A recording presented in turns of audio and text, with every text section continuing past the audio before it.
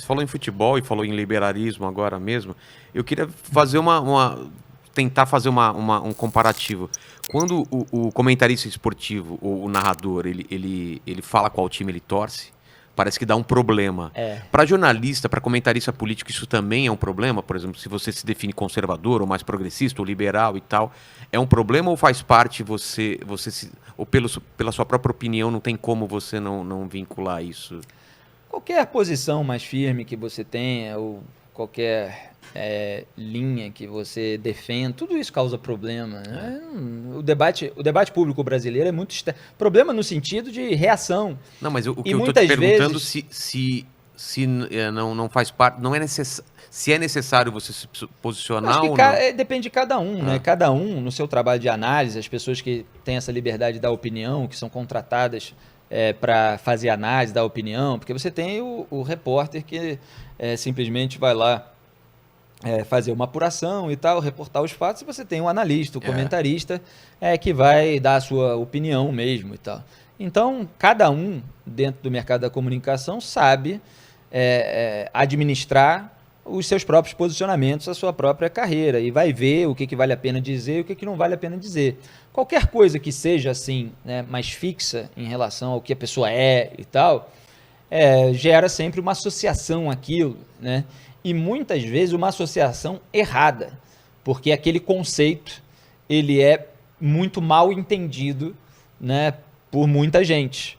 E muitas vezes, não só mal entendido, às vezes até a pessoa entende, mas como é um militante de má fé, ele usa aquilo para tentar te associar a alguma coisa negativa, né? Então é preciso ter certos cuidados, mas principalmente em relação a você dizer do que você está falando quando você diz que defende determinada coisa, determinada ideia, determinada causa, determinada filosofia, determinada tradição de pensamento, né? Mas você já se definiu, por exemplo, como um liberal, como um conservador? Pois para eu falar isso, talvez a gente precisasse fazer um outro programa. Porque com Kim, não sei não, se porque, você viu por com exemplo, Kim a palavra aqui, conservador, é com claro Kim que as foi pessoas podem maravilhoso. encontrar isso nas minhas obras, nos meus artigos, por exemplo, mas só para te dar um cenário. A palavra conservador, hoje no debate político brasileiro... Ela tem outro sentido, né? Não, ela tem um monte de sentidos absolutamente diversos, opostos, inclusive, e serve para significar várias coisas diferentes. Então, o bolsonarismo, que nada tem de conservador, ele usou esse nome para tentar se enobrecer. Ele é mais reacionário do que conservador. É até difícil você resumir o bolsonarismo como um todo a uma ala só, né? Porque você tem uma ala reacionária com uns ingredientes ali de tradicionalismo com T maiúsculo, né? Teve até um livro agora, o Guerra pela Eternidade, se eu não me engano, um excelente livro do Benjamin Teitel, esqueci agora o nome exato, as pessoas podem procurar. Dá uma procurada aí, qual que é o nome? Guerra pela Eternidade, que mostra ali origens do tradicionalismo e tal, mas que isso aparece em algumas pessoas ali que tiveram essas fontes e que fazem parte ali de um nicho supostamente intelectual do bolsonarismo. Mas a ala mesmo em torno desse nicho é uma ala em geral reacionária, não no sentido de Nelson Rodrigues, por exemplo, porque o Nelson Rodrigues era um conservador injustamente chamado de reacionário, e aí ele, muito irreverente e astuto, ele deu uma resposta, né, desviando um pouco aquele significado e irônico. Então ele falou, sou reacionário, reajo contra tudo que não presta. Só que o reacionário, na teoria política, ele não tem esse significado que é positivo, né? Ele tem um significado que, em geral, é negativo, né? Que é justamente você querer buscar um passado idílico, um passado idealizado, em nome do qual se cometem várias atrocidades. Então, é o sentido contrário do revolucionário, que busca um futuro utópico, em nome do qual ele também vai cometendo uma série de atrocidades. Exatamente. Então, um olha para trás e o outro olha para frente. Exatamente. Né? Aí você tem muita gente ali que quer revitalizar a ditadura militar, o regime militar e tal, etc. Então, está buscando um passado idealizado e que a gente sabe todos os problemas que tinha. Então, são os fins justificando os meios para os dois lados. Exatamente. Né? E o conservador, na tradição burkeana, né, do Edmund Burke, que é um pensador irlandês, um estadista, que lutou contra revoluções em vários lugares do mundo. Eu até citei ele bastante em vários artigos, mas até citei num que eu estava falando hoje no Instagram a respeito, que faz uma analogia com a série Outlander. Sei. Porque a série tem uma das temporadas, fala ali da Revolução nos Estados Unidos, aí eu trago o que o Edmund Burke falava para aquilo, o que ele tentou evitar naquela ocasião. Então você tem ali essa linhagem burkeana, que é justamente uma anti-ideologia. E, no entanto, ela é vista no Brasil, principalmente no campo da esquerda, e, obviamente, pela militância bolsonarista, como uma ideologia ou um grupo político, uma patota, etc. Né?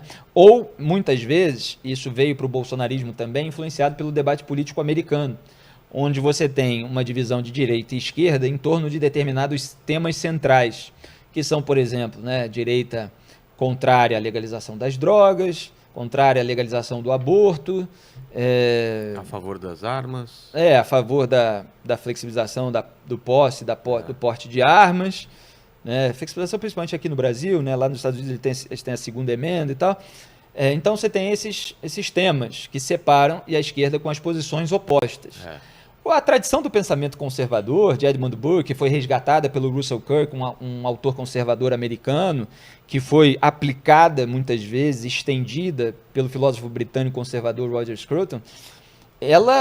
Imagina se ela seria uma doutrinazinha, uma listinha de posições a respeito de determinados temas.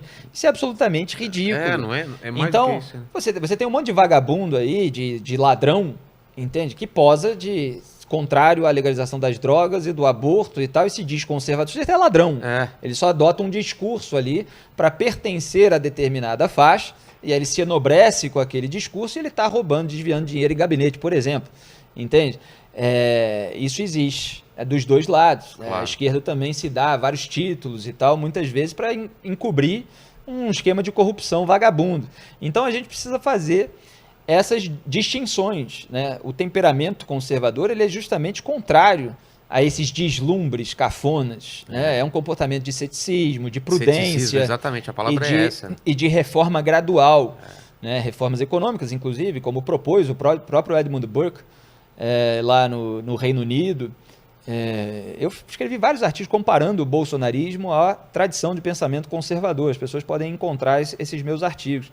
Mas contenção dos gastos públicos já estava ali no próprio pensamento burkeano, e isso foi adotado muito nos Estados Unidos também, pela direita americana, de você ter uma contenção dos gastos públicos, reduzir o tamanho do Estado. Só que aí você passa também pela caricatura de determinadas posições, né? No Brasil você tem um Estado muito grande, aí você vai lá o sujeito falando do Estado mínimo, etc. e tal, como se você pudesse passar de uma coisa para outra assim instantaneamente, não tivesse todo um processo de adaptação e tal pelo qual tem que passar. Então, assim, é um debate muito rasteiro, sabe? São rótulos, e as pessoas que aderem a esses rótulos e que se dedicam a atacar os outros em razão de defender a patota que se intitula daquilo, elas, em geral, não estudaram nada daquilo.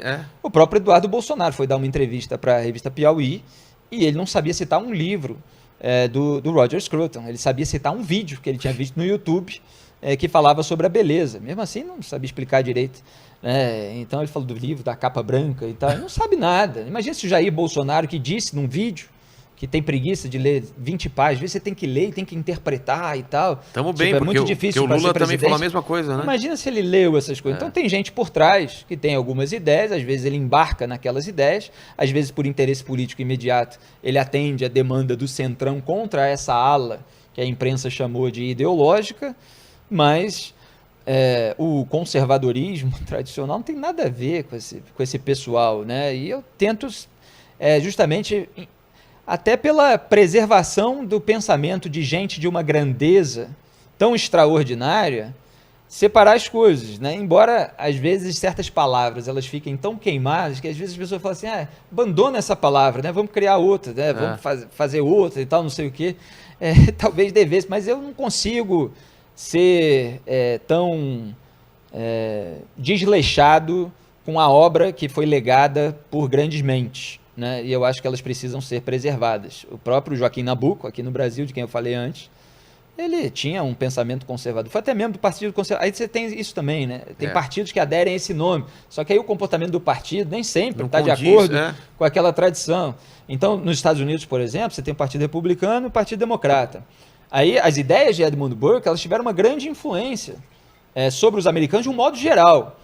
E aí, quando veio desenvolvimento dos partidos, etc. e tal, elas foram ali mais absorvidas, assim, para a cartilha do Partido Republicano. Então as pessoas passam a chamar os republicanos de conservadores.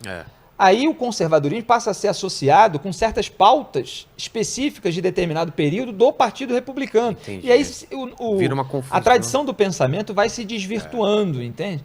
Essas coisas precisam ser devidamente distinguidas. Então imagina, para você falar se você é ou não é uma coisa, aí olha só o quanto que você precisa falar. Exatamente. Porque você fala que é uma coisa, aí vem toda uma percepção. E esse aí é não sei o quê, esse aí não sei o quê. Você quer manter tudo do jeito que tá. Não é conservador na cabeça de... Já vi muito progressista falando isso. Não, conservador, você quer manter as coisas do jeito que estão, erradas. Exatamente, que não é outra imbecilidade. É exatamente o contrário. Exatamente. Você tem aqui no Brasil, o próprio Russell Kirk fala do Edmund Burke como uma pessoa que queria conservar as instituições, as tradições, certos costumes e tal, não sei o quê, e queria reformar determinadas questões que eram importantes para que houvesse um desenvolvimento melhor. Mas isso tudo tinha que ser feito com prudência.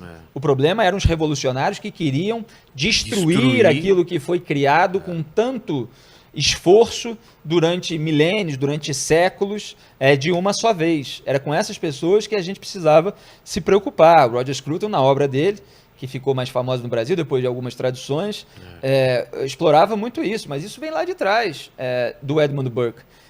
Então, o conservador ele tem esse perfil reformista de determinados pontos que precisam ser alterados. Então, ele busca o progresso dessa forma. Gradual. Não é? Aí você tem, só que aí você tem a parte da esquerda que adotou esse discurso do progressista, né? Como se ele fosse o único que estivesse buscando o processo e o progresso, e o conservador nunca quisesse o progresso. Só que a tradição do pensamento conservador mostra a busca por progresso dentro da conservação de tradições que são fundamentais para manter certas liberdades, certos valores que são imprescindíveis para uma civilização. Daria para falar muito mais a respeito disso, mas a gente está fazendo um grande apanhado geral. Não, mas eu achei muito legal, e quem quiser ver também, eu troquei uma ideia com o Kim, a gente ficou horas falando sobre conservadorismo, sobre progressismo, foi muito legal também, depois o pessoal pode conferir.